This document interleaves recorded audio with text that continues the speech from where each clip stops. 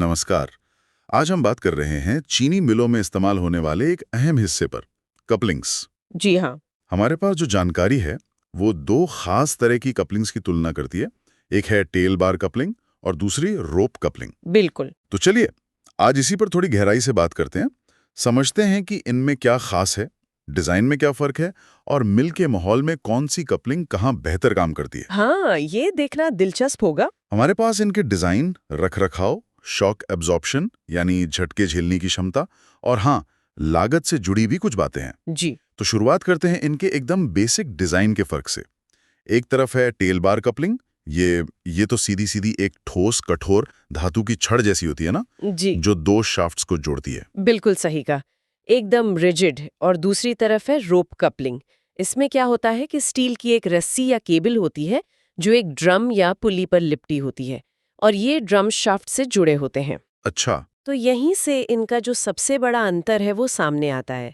एक तरफ पूरी कठोरता और दूसरी तरफ लचीलापन। हाँ। ये बात ध्यान देने वाली है कि टेल बार कपलिंग में मतलब लचीलेपन की कोई गुंजाइश ही नहीं है, जरा भी नहीं।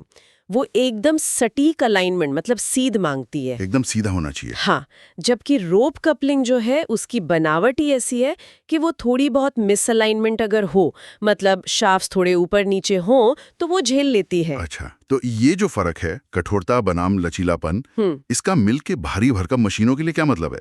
जैसे रख रखाव पे क्या असर पड़ता होगा? और वो जो अचानक झटके लगते हैं मशीनों में, उनको सहने में ये कैसे अलग हैं?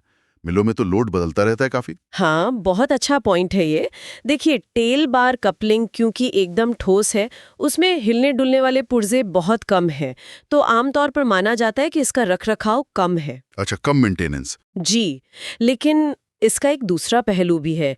क्योंकि ये इतनी कठोर है, तो अगर मशीन पर कोई झटका लगा, कोई सडन लोड आया, तो ये उस झटके को सीधा का सीधा आगे वाले इक्विपमेंट में ट्रांसफर कर देती है। ओह, मतलब झटका आगे पास हो जाता है। हाँ, जिससे उन मशीनों पर जैसे गियर बॉक्स या मोटर पर जोर पड़ सकता है। अब रोप कपलिंग को देखें तो उसमें क्योंकि रस्सी है तो वो टाइम के साथ घिस सकती है या थोड़ी ढीली पड़ सकती है। हाँ, रस्सी तो घिसेगी। बिल्कुल। तो उसे समय समय पर एडजस्ट करना या बदलना पड़ सकता है। तो कह सकते हैं कि रखरखाव थोड़ा ज्यादा है, पर इसका बहुत बड़ा फायदा है। ये झटकों को या ओवरलोड की सिचुएशन को काफी हद तक सोख लेती है। रस्सी में थोड़ी स्लिप होने की गुंजाइश रहती है, जो एक तरह से आप कह सकते हैं कि सेफ्टी वाल्व जैसा काम कर जाती है। ये तो बड़ा इंटरेस्टिंग ट्रेड ऑफ है। मतलब एक तरफ कम रखरखाव लेकिन झटका ज्यादा, दूसरी तरफ थोड़ा ज्यादा रखरखाव पर शॉक एब्जॉर्प्शन बेहतर। जी हाँ, बिल्कुल। अच्छा, अब आते हैं इनके मुख्य काम पर, यानी टॉर्क ट्रांसफर, मतलब ताकत को एक शाफ्ट से दूसरे तक पहुंचाना। इस मामले में ये दोनों कैसी हैं? देखिए, टेल बार कपलिंग क्योंकि वो इतनी रिजिड है, कठोर है, वो टॉर्क को बहुत सीधे और एफिशिएंटली ट्रांसफर करती है। एफिशिएंटली मतलब जितनी ताकत मोटर या इंजन दे रहा है, वो लगभग पूरी की पूरी बिना किसी खास नुकसान के आगे मशीन तक पहुंच जाती है। कोई एनर्जी लॉस ज्यादा नहीं होता। समझ गया। इसीलिए इसे उन भारी कामों में ज्यादा पसंद किया जाता है जहां ताकत का पूरा पहुंचना जरूरी है और शाफ्ट का एकदम सटीक अलाइनमेंट भी चाहिए, जैसे शायद मिल के जो मेन क्रशर रोलर्स होते हैं वहां। अच्छा, जहां हेवी ड्यूटी काम है। जी। वहीं रोप कपलिंग में जैसा मैंने कहा, रस्सी और ड्रम के बीच थोड़ी फिसलन या स्लिप संभव है। हाँ, स्लिप हो सकती है। लेकिन ये उन जगहों के लिए फिर भी बहुत उपयोगी है जहां थोड़ा लचीलापन चाहिए या जहां शाफ्ट के बीच हल्की फुल्की मिस अलाइनमेंट हो सकती है। जैसे शायद कुछ कन्वेयर बेल्ट्स हो या कोई और सहायक ड्राइव्स हो मिल में। वहां शायद शॉक एब्जॉर्प्शन ज्यादा जरूरी हो सकता है टॉर्क एफिशिएंसी से। समझ गया।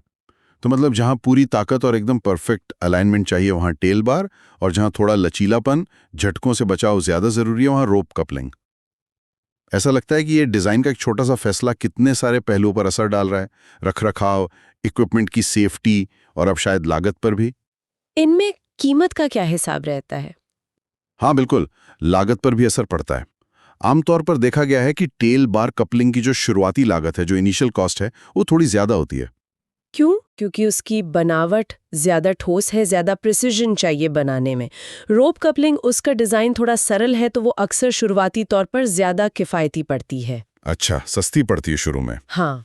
लेकिन ये भी ध्यान रखना होता है कि कुल लागत जब देखते हैं तो उसमें रखरखाव का खर्चा और अगर कपलिंग फेल होने से मशीन रुकती है तो वो डाउन टाइम का नुकसान भी जोड़ना पड़ता है। सही बात है, लॉन्ग टर्म सोचना पड़ता है। जी, तो कुल मिला के बात ये समझ में आ रही है कि चीनी मिल में किस मशीन के लिए कौन सी कपलिंग सही रहेगी, ये पूरी तरह से उस मशीन की क्या जरूरत है उस पर निर्भर करेगा। बिल्कुल। अगर सटीक अलाइनमेंट और बिना नुकसान के पूरी ताकत पहुंचाना सबसे जरूरी है तो शायद टेल बार बेहतर विकल्प है। हाँ। और अगर सिस्टम में थोड़ा लचीलापन जरूरी है, झटकों को झेलने की क्षमता ज्यादा महत्वपूर्ण है और शुरुआती लागत भी देखनी है तो रोप कपलिंग एक अच्छा ऑप्शन हो सकता है। बिल्कुल सही कहा आपने।